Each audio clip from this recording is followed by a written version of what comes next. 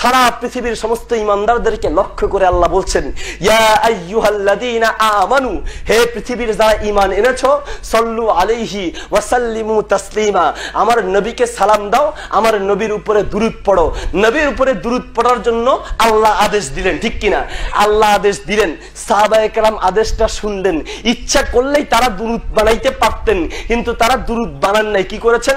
বুখারী শরীফের প্রথম খণ্ডের 477 নম্বর পৃষ্ঠা, বুখারী শরীফের দ্বিতীয় খণ্ডের 708 নম্বর পৃষ্ঠা, মুসলিম শরীফের প্রথম খণ্ডের 175 নম্বর পৃষ্ঠায় রয়েছে, সাহাবায়ে কেরাম গেলেন রাসূলের কাছে, গিয়ে বললেন, আল্লাহ আল্লাহু সালামু আলাইকা, হে আল্লাহর নবী, আপনার উপরে সালাম দেওয়ার পদ্ধতি ইতিপূর্বেই আল্লাহ আমাদেরকে শিখিয়েছেন।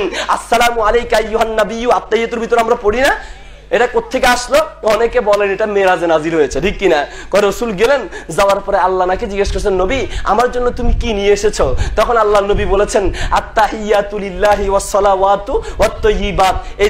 এই দোয়াটা আল্লাহ রাসূল নাকি সেখানে পড়েছেন, আর আল্লাহ জবাবে বলেছেন, আসসালামু আলাইকা আইয়ুহান নাবিয়্যু। এটা একটা মিথ্যা কথা, এই কথার কোনো ভিত্তি নাই। শুন, আত্তাহিয়াতু সেখানে নাজিল হয় নাই, এর আগেই নাজিল হয়েছে, মেরাজে নাজিল হয়েছে বলে কোন হাদিসের কোন কিতাবের পৃষ্ঠার ভিতরে তো দূরের কথা, কোন হাদিসের কিতাবের বারান্দায় পাওয়া যায় না, ঠিক কিনা? সুতরাং বলতে চাচ্ছিলাম, আসসালামু আলাইকা আইয়ুহান নাবিয়্যু বলার পদ্ধতি আগেই সাহাবীরা শিখেছেন। এবার রাসূলের কাছে গিয়ে বললেন, ফাকাইফা নুসাল্লি আলাইকা, হে আল্লাহর নবী, আপনার উপরে দুরূদ পড়ব, সেই দুরূদের পদ্ধতি কি হবে? সেই দুরূদটা আমাদেরকে শিক্ষা দেন। রাসূলুল্লাহ সাল্লাল্লাহু আলাইহি ওয়াসাল্লাম দুরূদ শিক্ষা দিলেন, আল্লাহুম্মা সাল্লি আলা মুহাম্মাদ ওয়া আলা আলি মুহাম্মাদ। আমরা যে দুরূদটা নামাজের ভিতরে পড়ি, আমি আপনাদেরকে বলতে চাচ্ছিলাম, সাহাবীরা দুরূদ শিক্ষার জন্য রাসূলের কাছে গেছেন, নিজেরা বানান নাই। আর আমাদের দেশে দুরূদের বাজার।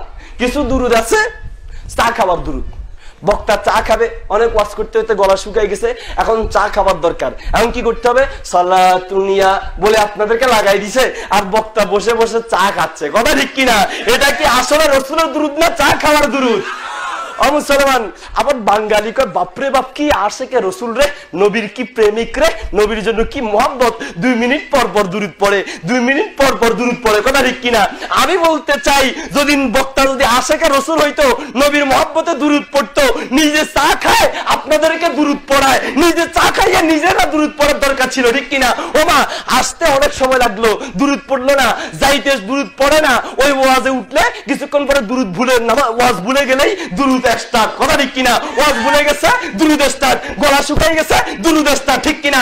এটা হলো চা খাবার দুরূদ। এই দুরূদ দিয়ে আল্লাহ পাওয়া যাবে না, রাসূল পাওয়া যাবে না, ঠিক কিনা?